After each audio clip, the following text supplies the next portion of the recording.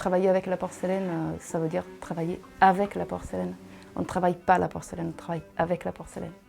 C'est une matière qui a beaucoup de caractère.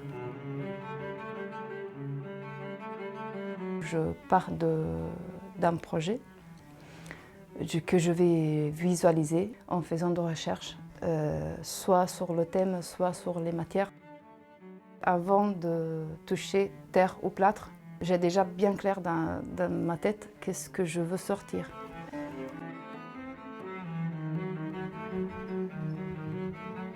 Mon dernier travail, c'était l'infographisme, la communication.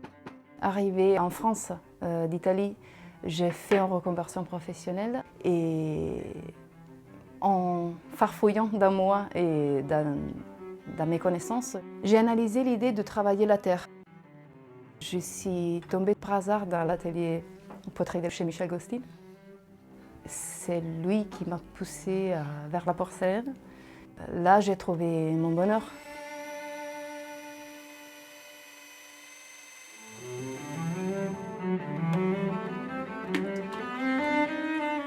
Cette relation passionnelle que j'ai avec la porcelaine, ça m'a permis de développer beaucoup de patience, de vivre en défi constante. C'est une matière prétentieuse, il faut la soigner énormément, se mettre en accord avec elle pour pouvoir sortir finalement ce que tu as dans la tête. J'ai une partie de mon travail que c'est la production classique d'objets utilitaires.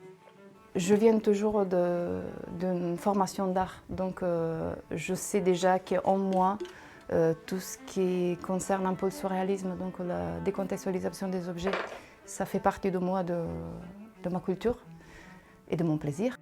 Du coup, je sais déjà que si je dois faire une tasse à thé, notamment, je fais un parapluie renversé. Et si je dois faire une soucoupe, je fais une feuille.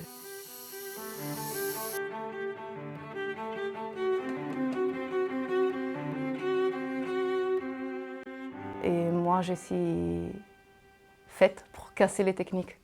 J'aime beaucoup les apprendre pour pouvoir le retourner à mon plaisir.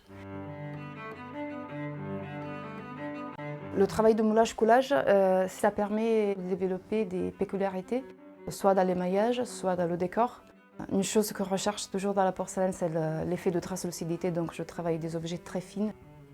Du coup, ça me permet d'avoir des couleurs qui passent grâce à la lumière. Partir d'une idée, la modeler, la mouler et la couler. La faire sortir grâce à la terre, c'est toujours une idée que ça me vient dans l'estomac. Donc de ne faire un métier, c'est un peu un rêve.